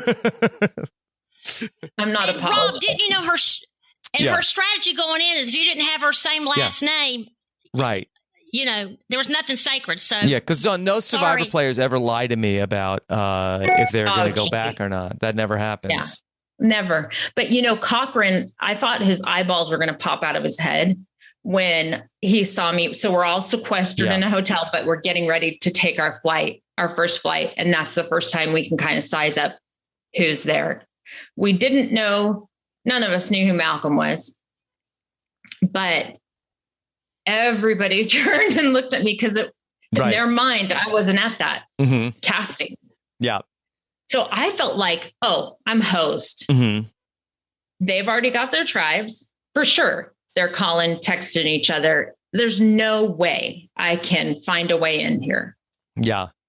So to me, that made it even more of a miracle that I got to the end. And you and Cochran were together for your entire, there wasn't a day on Survivor when you weren't, in a tribe with Cochran. You were on Savaii together the whole time. You were at the merge. And then, of course, you get swapped together in Caramoan and all the way through 39 days. In that season. And so, you have this bond with him that's sort of like, when you watch those seasons back to back, you forget it's sort of like Forged in Fire where you're both on the bottom at Savaii and you're sort of looking like you're going to both go out early because that's you're not in that cool kids group that ends up coming together there. And so you're both fighting from the bottom. And, when it gets to the merge, Cochran confides in you that he is going to end up going and go on the other side. And so you knew, and, I'm sure that we talked about this in the past, but I'm just curious, have you given any thought to this in terms of if it was to go down again in that same way, would you have done it differently? No, I wouldn't have, because I think at that stage in the game, I was holding on to the feeling of how I'd been perceived. Yeah. You're stripped of all of your identity. When you begin that game, you build a new identity at age 41. Yeah. And so all the things that made me, in my mind, who I am, no one knows. And so the things that I was proud of, no one knows unless you tell them. And so I think at that stage in the game, I was probably hurt that I wasn't given more kindness, I guess, or faith in my ability. I still felt that I was well, I'm going home. As soon as, I lose, I'm out. So I kind of believed Coach loved him. Yeah. I know I talk about love, but I mean, as far as the game context, I really believed that he was going to keep him. Yeah. It's an interesting parallel. And you talk about it in Caramoan where that at the merge, the same exact thing where Corinne comes to you and says hey, I'm flipping and you should come with me. But in that season, you end up acting on that and Corinne gets voted out. And while that on paper, that seems to be the better move, it seems like that you don't seem to struggle at all with the decision to not rat out Cochran, but it feels like that you do feel that, yes, it was the right game move, but that hurt so much to, turn on Corinne in that moment. So it feels like that, for the way things end up working out, for you, that is the better decision to, let Cochran do his thing. Yeah, I think, again, I was a newbie, so I was still, I was still caring about other people's games too. I think you see that in South Pacific, like, I'm wanting the best for everybody. I'm trying to think, I didn't get to ask this question, but I remember saying, it was like important to me, who needs this experience to help them grow the most? Like whether it's the finances or staying in the game longer. I don't know. I was like really practical about what's this experience going to do for you? How are you going to grow? I don't know. I felt like, the longer they're in the game, the better. And I felt like I was going because I knew where I stood with several of the people on my tribe. So I was like, if this is going to happen for him, then that's good, and I care about him and he's been through crap. So it's funny. My second game, I really was just, I'm going to be a different person. No one's going to expect it. And I'm going to make the calls that Dawn would never make. Dawn outside the game wouldn't make. And I did. And at times it was funny. Like when I would, go to when I would be, I don't know, interviewed or what are we calling it? I'm always calling it a walk. Yeah. But talking with the producers. Yeah, when you're talking to production, it's just you. There were times I was like, I saw The Idol.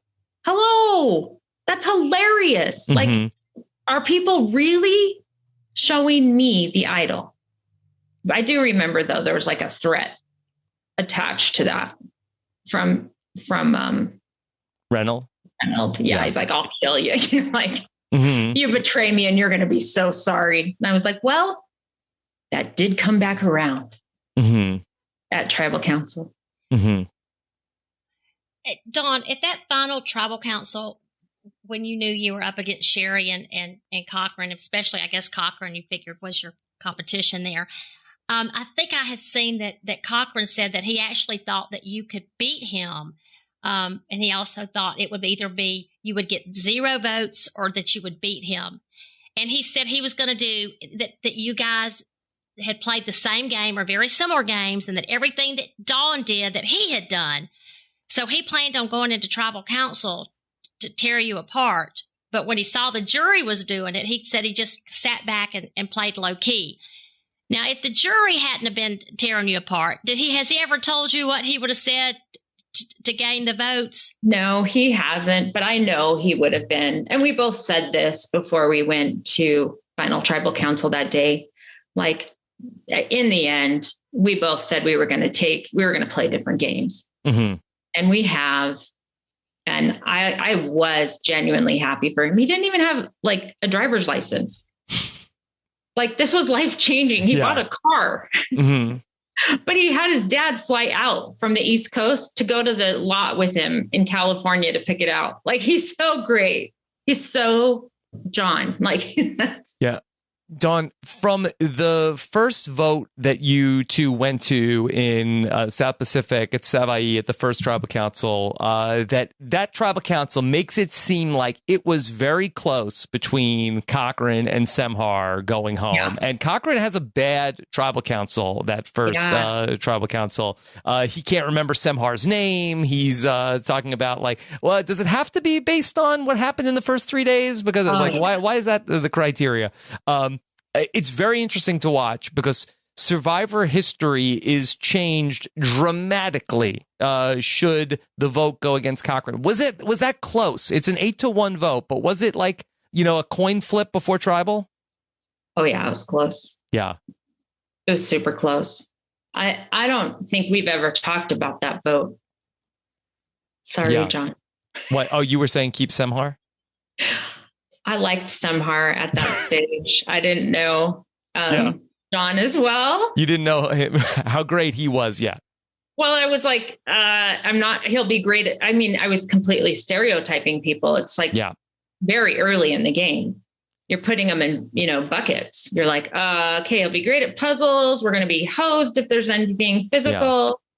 Yeah. And it does seem like there's a few really big guys around here that don't like him. Yeah. What was the deciding factor? How did it end up going for Cochran instead of Semhar? I think that Elise might have played a bigger part in that.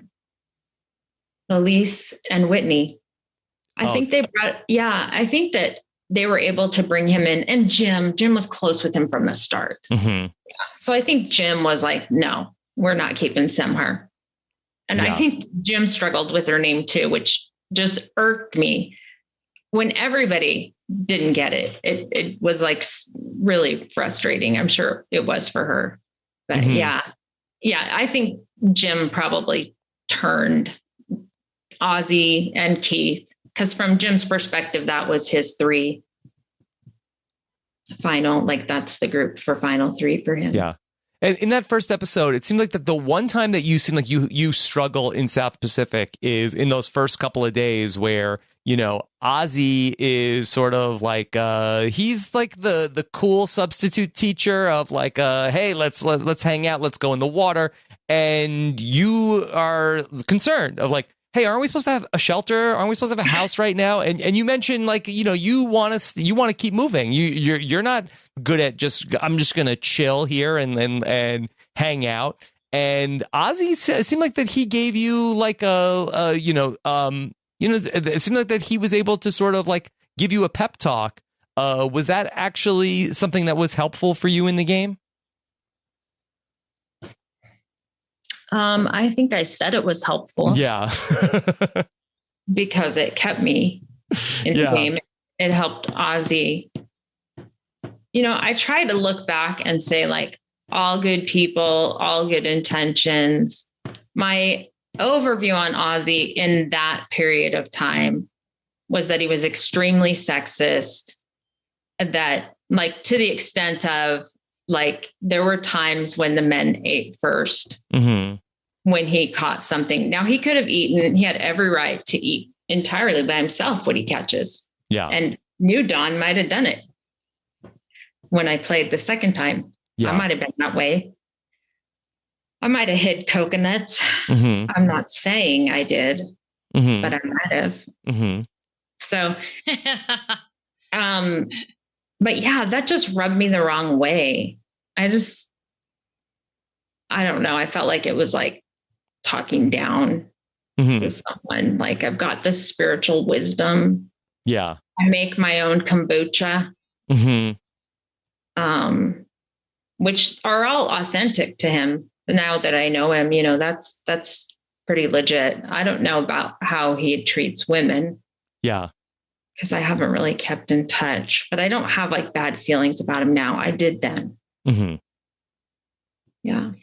Dawn, again, with being such a big, huge fan since season 1, if you had found out beforehand there were going to be 2 players that were going to show up on South Pacific in a helicopter, who were the 2 you would have hand-picked? And I guess go with guys since it was Ozzy and Coach. Who are the 2 guys you would have hand-picked? And then give us 2 women you would hand-pick. Oh, gosh. To play with. That's rough. Yeah. There's so many people that I love. It would be hard to pick 2. I'm being honest. Because I would pick them for different reasons. And I have to tell you, like, I still fangirl out over you, Rob. Oh, big. Stop. No, Dawn. I'm not joking. It's not even a joke. Very cool. That was like a pipe dream. And I adored you. And I thought you brought so much to, at that time I called it the show. You are what kept me watching. So yeah. Stop. Dawn. Yeah, I even said, you're embarrassing me. Very nice. Yes, in front of T-Bird. I don't think he wants to hear from me again. He's already heard from me. No. No, that's not true, Dawn. Feeling of like, you have that feeling. There's certain people you meet that you're like, I played the game they played. Yes. Holy, wow. Yeah.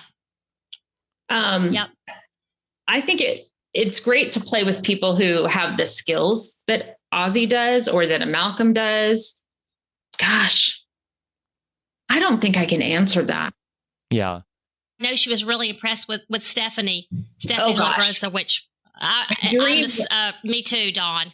My dream, and she's similar, my dream was to be strong like that. I mean, that was my dream. That's when I really started working out. Yes. Jeff said in the finale about Dawn, you wanted to play this game. You changed your body to play this game, Jeff said. Yeah. I went to 2 workouts a day. I lost like 20 pounds. And by the time I got to South Pacific, I could bench like 210. 210? Yeah. Dawn. I know. That's why she could, That's why she could do the shoulder the load challenge, Rob. Now, the shoulder the load did hose me for this reason. And now I'm at a blank. Stacy. They believed that Stacy possibly, and they found that this was but that she possibly was leaning the bamboo on her mic pack. Mm-hmm. It took quite some time for them to determine whether that was the case. Yeah. And I was dying at that point. How they reconciled that was to let me move it lower on my own back. Yeah. And that's when I got to move it. Yeah. But, so, I was thinking when it was time for them to choose who was going to do it, I felt like I could, like physically, but I didn't know if I had the tribe's trust at that point. Yes. So, I knew I could do it, but then the length of time is a little bit longer than what we see. Mm-hmm. Oh, in 6 minutes, she tapped out. Mm-hmm. It killed me. How long did that last, Dawn? It feels like it's still going on, T-Bird. Yeah. Well, you still are dealing with the consequences. Yeah. We're all still holding that damn bamboo. Can I ask you about another challenge from South Pacific that we recently rewatched was the meat challenge, which we had that challenge in Survivor the Amazon. So we share that experience in common. It was the worst. Yours actually seemed worse. And Dawn, I was thinking about it. It was weird having watched the seasons in the reverse order because I'm watching you do that challenge, and then you talk about how you lost the top of a molar in that challenge. I know. And then I also couldn't help but think, like, oh my God, Dawn's teeth. Her teeth are everything. Yeah. In every season. And so, did you have an issue? Did you have an issue with doing that? Because I have the retainer. Oh my gosh, that scared the pee out of me. Yes. I was so worried. Plus, I don't tear as well of meat. Yeah, yeah. So worried. And then you're like this close to people. Like Keith's giving me meat to drop in. And I was like, my gosh. It was definitely a different experience in 2021 than it was in to watch it in 2011. Yeah. What I did, though, was I think there were prods that held that pig on there. Yeah. And so I hit a prod and it broke my tooth. Yeah. And so you had to have that fixed after the season. After the season, I got it fixed. And then the only downside was a nerve was exposed. Oh, Dawn. And I love this. They're like, drink more water and swish with salt water. Mm-hmm. Yeah. That'll cure it. Yeah. So I tell my kids that all the time. I have a headache. Drink more water. Swish with salt water. Yeah. That's the Survivor. Put some dirt on it. It'll be fun. Yeah. Put coconut oil on it. It'll end your game. Dawn, do you consider yourself old school or new school? Because you're right there on the line. I mean, middle school. I'm middle school. I play because of old school. That's where my heart is. I play for that dream. That's like who I am when I got out there. It was that dream of all those early seasons that I never missed. And then I kind of, had my own experience. And after that, I did go through a pretty good depression. And so I've been hit and miss on watching a lot of the seasons. And I mentioned I didn't watch my own. So it's hard for me to say. Is that okay to not have an answer to that? It is, but I'm telling you, as an old school player, I'm claiming you for old school. Oh, okay. Okay, also old school. For old school. I'm all on old. Okay, good, great. Dawn, I'm 50 now. I think Rob wants you to. Yes. Dawn, do you have fond memories of your time with Tata the Bushman? Oh my gosh. My kids just found a picture of that on the internet. Yeah. What the heck am I doing? I'm like standing next to this little man trying to make him comfortable. He's in like a red thong. Mm-hmm. He was the smallest man I've personally seen, and he was missing teeth, which I identify with, right? Like, oh, we can get this fixed. Yeah. That was like so bizarre. Mm-hmm. It was pouring rain, and maybe someone else has said this, but we didn't really have any dry like tinder to begin. We didn't have anything to use because it was raining. So he started pulling the feathers off of the chicken alive. Yeah. So I look over and I'm like, is there like the equivalent of PETA in the Philippines? Because this guy looks like he's not enjoying this. Yeah, the chicken. And it was so good. And so like I was saying that to Brandon because he was holding it while the feathers were being pulled and used for kindling. And so he just takes it and breaks its neck like immediately. And Tata or Brandon? Brandon. Oh. He's like, I don't want it to suffer. Okay. So then they got the rest of the feathers off of it. But that kind of blew my mind.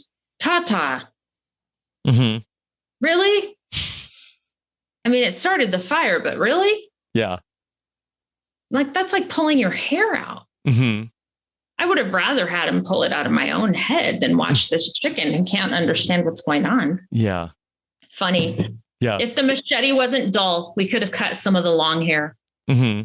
Dawn, do you remember the time that we watched a Survivor episode with Penner and who else was there? Of course, Cochran. Oh, yeah. Edna, I think, and Lisa Wetchell. Yes. I loved that. And you know what? I've tried to reach out to Penner because my best friend had ALS during both seasons. And she had applied with me before she had ALS. Mm-hmm. So that was her dream. And then when I could have a friend come on or a second family member, I knew that I couldn't have her because her disease had progressed too far. Yeah. So she passed away 2 years ago. I could not believe that his wife. Stacy. Yeah. I remember her name, but I just couldn't. I don't know if you say contracted, developed. Mm-hmm. What's the right word? I couldn't believe she had that disease. It made me so sad. Mm-hmm. That's a disease of 1,000 surrenders. Mm-hmm.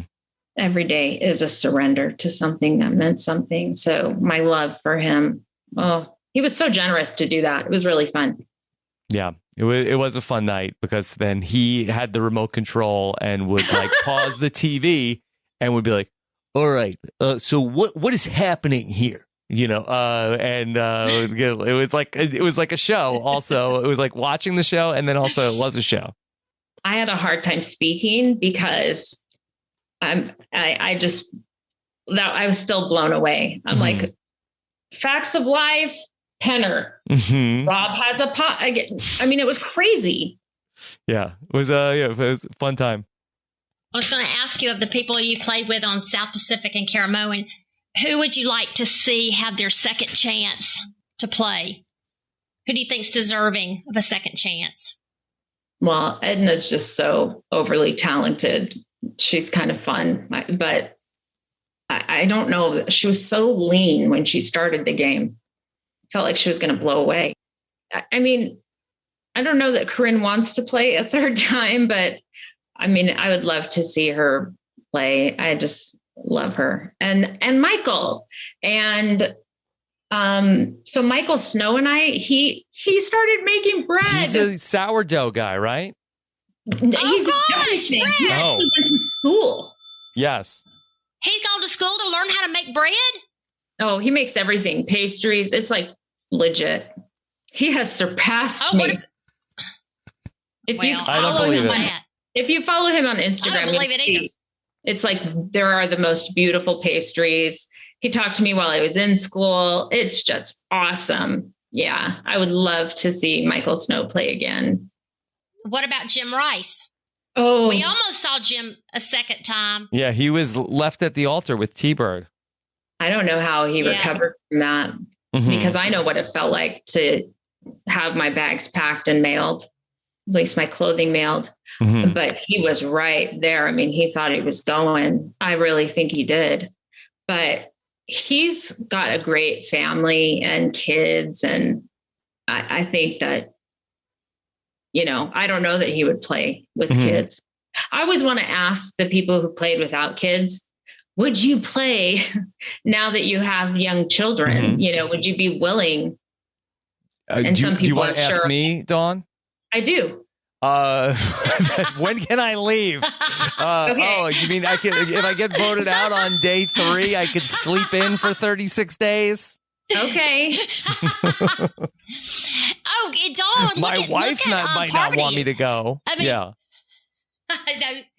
Parvati was out at Winters at War, and how old was her little baby girl? Yeah, I think like 1. She was young. So young. Well, she must really have had young. someone that she really, really loved care for her, and so she could trust in that, because that would blow your mind. Sure. I worried when my husband said, I left the kids, I had to break them apart because there's 6 of them. But I left the kids for 2 weeks with this family, this family, this family. I'm like, are you kidding me? Not a lot of. And Dawn, that's what I mean. Did he tell you that when he came out there? Oh wait, you didn't see him. I didn't. You did. You saw him at Caramoan for Caramoan. The second time I did say, if I'm in it, will you please look at this short list of possible families that we could leave? Because my parents don't live in the same state. Then do you keep in touch with Papa Bear, Dawn? But only through social media. Yeah. I love him. Yeah. So whenever I've rewatched South Pacific, then I feel like then I can only say your name as Papa Bear, where I can only Dawn. That W. Yeah. New Yorkers. And my husband's from New York. So I think that might be where I connected. And then my brother-in-law is gay. So I'm like, Papa Bear, we are meant to be together. We're both old. I had so much fun out there with him. He's a fun character. Yeah. And that's who he is. T-Bird, do you have anything else for Dawn? Yeah, I want to tell Dawn to stop referring to herself as old, because even you were 40 when you played then? Dawn, we were the same age when we played. I think I was 42. I think you were. Yes, I think you were 42 when you played Survivor 26. I was, because I had my birthday twice. I hit the international time zone. Can I ask you one other South Pacific cast question, Dawn? Did you ever get in touch with Christine Markoski, who that she's when she gets voted out, she talks about how this was her 40th birthday that she was out there, and she seemed like that she was a very interesting character on the season. I know she was on Upolu. Yeah, she should play again. So wicked smart. Capable, obviously, with as long as she lasted at Redemption Island.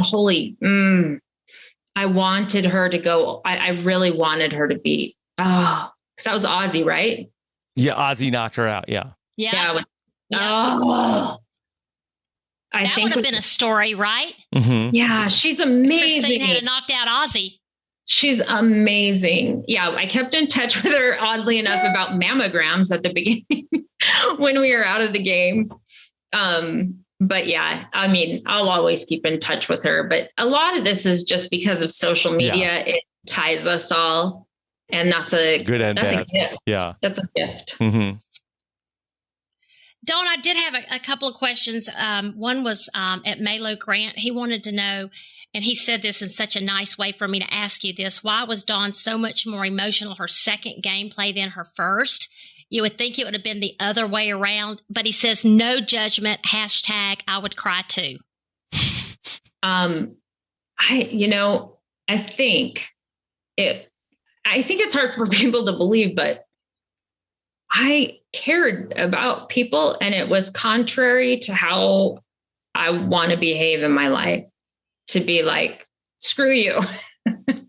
Put myself first. I mean, we adopted 6 kids because I don't want to have an easy life. I want to do what's right. Like, and not that everybody should adopt kids, but that was what was on my heart to do. And so it was like, I was conflicted the whole game, over winning versus I have this like thought of like, let's make this fair. Let's make the good person win, which obviously you can't measure, but the crying is from that. And then I didn't sleep. I had a very difficult time sleeping. I'm going to say 2 hours a night. And that's just because my brain was running like scripts, like a computer. It was like I was stuck, trying to figure it out. Well, and it's easy when you're sitting at home on your couch where you're well fed and you're sleeping to judge. But you're right. When the game really tugs on you, I think it's harder emotionally and mentally than it is physically. So, well, I can definitely see. I cried when Corinne was on the call. I'm a crier. Sweet. I feel. I think it was sweet. And you're going to see it. And then it's going to annoy you. And this is my last question. DB Troop wanted to know, how can a middle-aged mom play, earn respects, and get the votes? Well, not the way I played. I thought there might have been some room for me on South Pacific. I felt like had I done a better job of creating an alliance, there might have been some room for me in more of the individual challenges. I think I was respected more, just liked more there, because the arc of my story was like, and then she came out of it. She was down and she started at the bottom. Now she's middle. So, but I don't really have any suggestions. I mean, I think the game's painful. So whenever I hear someone applying, I want to be optimistic because they're different than I am.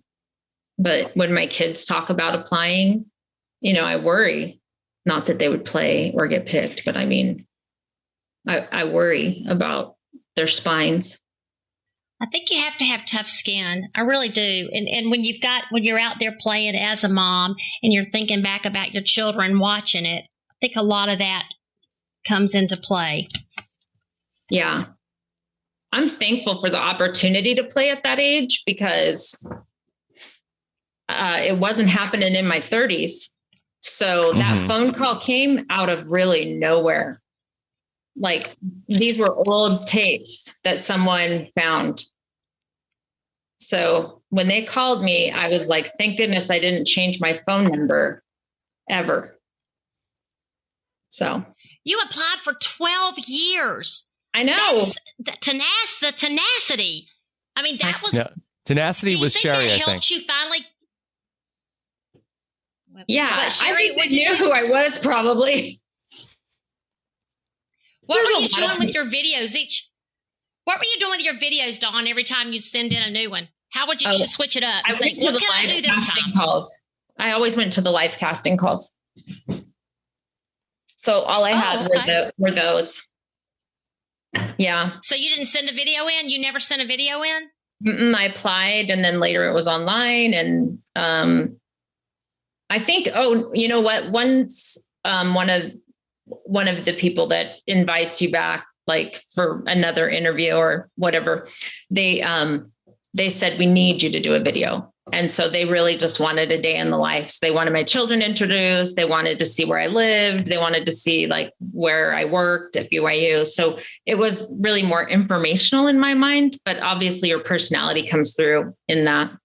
I think going to a casting call would be a lot harder than sending in a video, only because what do you have, like a minute or 2 minutes to try to sell yourself? I mean, Katie Gallagher, I mentioned her again because she did a live casting call and she was telling us, she's a nut, telling us how, trying to get noticed. I mean, that's hard to be put on the spot like that and come up with something quickly to get their attention. And T-Bird is really good at making videos also.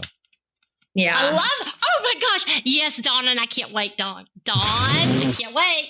Get ready. She doesn't even know what I'm talking about. She doesn't know what I'm talking about, but I think that the live casting call, the last thing I'll say about that is just that it's your first experience with intimidation in the game, because you're looking at 200 people in line and you're sizing them up and you're like, where do I stand? Mm-hmm. Old is what I felt. Yeah. Did you just say old again, Dawn? Compared to the people in line, T-Bird, I'm telling you, I mean, it's kind of a young person's game, like young as in 20s. Mm-hmm. But I'm not saying I don't feel like I need like a facelift or anything. Dawn, thank you so much for joining us, talking with us about everything, especially as difficult as you've had ups and downs with it, that you'd want to rehash it with us. Thank you so much. And especially coming off of the seasons that Rob's doing, it's going to be great for the fans to hear from you. You're so, so nice. I love you both so much. And I have to tell you that you will forever be locked in my mind as like, I want to do that because I watched you guys. Oh, Dawn. Sweet. Yeah. Dawn. My husband says my name. Yes. So it's very familiar. Yeah. I'm like, stop. You're not in New York anymore. He's like, it's my accent. Mm-hmm. Yeah. Dawn, this is so nice to get to catch up, and I'm happy to hear that you're doing well. And it's been so nice to be able to ask you these questions that I've been having from watching your seasons in the last couple of weeks. And yeah, it's been the nice thing about going back to these old seasons is you get to visit with some of these people from way back when. I need to do that. That's probably healing for me. I probably need to do that because there's so many people I love from the season. And look, that I know you don't watch your seasons, but you should at least check out South Pacific. Yeah. I could, South Pacific I could do. I tell anybody that asks me, like all the kids that date my kids. Mm-hmm. Your mom was on Survivor? What season? South Pacific. 23. Yeah. That's like what I tell people about the Amazon. Yeah. Yeah. Mm-hmm. Well, love to you both. You're amazing. T-Bird, thank you for reaching out originally. And Rob, I still am blown away that I would share time with you. Yeah, I was so happy when I heard that you were up for doing this. When I found out we're going to do these seasons back to back, I said, like, do you think could we get Dawn? You think she would do it? She would. Yeah. Yeah, well, I didn't. It wasn't a sure thing because it's been so long since you are disconnected for the most part from the Survivor world. So there was no sure thing that you were going to want to do this. Yeah, no, for sure. I'll always love and rep for sure. Mm-hmm. Yeah, and I'm sure you feel this way, but since COVID, it's like a lot more people, a resurgence of kindness for me and a resurgence of like, you're a POS. We now call our toilet Dawn. No, people are sending you mean messages. For sure. And I still say the same.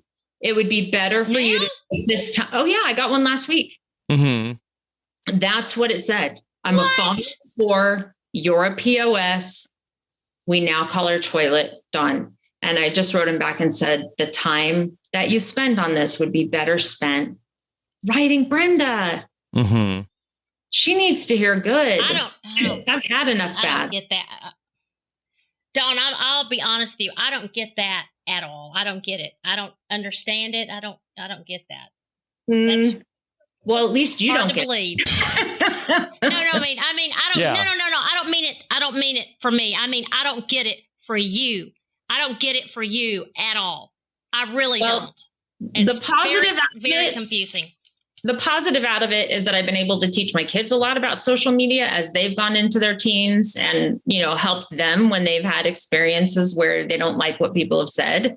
And when there are people who have their season airing or they've left knowing that the season's going to be rough, the show psychologist gives them my phone number. Oh, you've talked to contestants that have gone through it. Look at you, Dawn. Yeah. Yeah. I'm like the unqualified, but first person experience. I will get you through. Hold my hand. Yeah. Well, Dawn, let me just say that I know you've been off Twitter for 8 years. And so if I may, I just want to let you know you didn't miss anything. That's right. Oh, that's right. Nothing. Love to you both. And Nothing your good family. has happened. Nothing good has happened. Yeah. Actually, a guy found some shrimp in his Cinnamon Toast Crunch this week. Okay. That's actually awesome. Yeah. I might buy a box. Okay. Healthy. Yeah. Tell your wife and your 2 boys much love. Yes. And T-Bird, tell your husband thank you for hooking us up and helping. Absolutely, Dawn. Thank you so much. Dawn, Thank you. Thank you so much. This was fantastic, Dawn. Thank you. And I'll never tire of your accent, T-Bird. Thank you. Okay. Thank you. All right. I might ask you to record my message. Okay, bye. Bye, Dawn. Bye, Dawn. Bye, T. All right, T-Bird, there you have it, Dawn Meehan. Yes. Yes. That was great. That was great. I loved it. I'm so glad she's decided to do it. Yeah. You know, it's so nice we to haven't catch really up. seen much. Yeah. And we've not seen much of her, I guess since Survivor 26 for reasons that she mentioned. So it's great to talk about, to talk to her now. And especially after you did the recaps of South Pacific and Caramoan. What a perfect time. Yeah. We nailed it. Pat ourselves on the back, T-Bird. No, pat you on the back. Okay. Great job with finding Dawn and tracking her down. So, T-Bird, what's next for you? Well, I'm baking bread now. Yeah. So I guess I'm going to try to keep up with Dawn and see if I can get these 120 loaves in the mail. Yeah. T-Bird, do you 120 loaves in the mail? Well, no, Dawn, when I was learning about Dawn, she was baking 10 loaves of bread a day and she mailed out like 120 loaves. Yeah. Now, I can't think of anybody that'd want my bread, but, hey, it's what I'm doing now. It's what I did yesterday. I was baking bread. Yeah. Can you believe that? Okay. I enjoyed it. Now, I don't know if I'll stay with it or not, but anyway, I'm sure at some point Glenn's going to say, okay, enough with the bread. Yeah. I got one of those back in the day. What? A loaf of bread? From Dawn? Yeah. You didn't mention that. Yeah. Way back when. Okay. Yeah. All right. So, all right. Well, I know her favorite. I think I read her favorite is making sourdough. What kind did she send you? I don't remember. I don't think it was sourdough. Yeah. Well, that's very cool. Yeah. Very cool. Okay. All right. So, T-Bird, can we talk about what we have coming up on the next Talking with T-Bird? Yes, we can. Do we want to say? Yeah, let's say it. Do we want to say? Okay. Well, we're going to be talking with Anthony Robinson. What? Yeah. You told me to say it, right? Yes, Anthony Robinson from Survivor Fiji.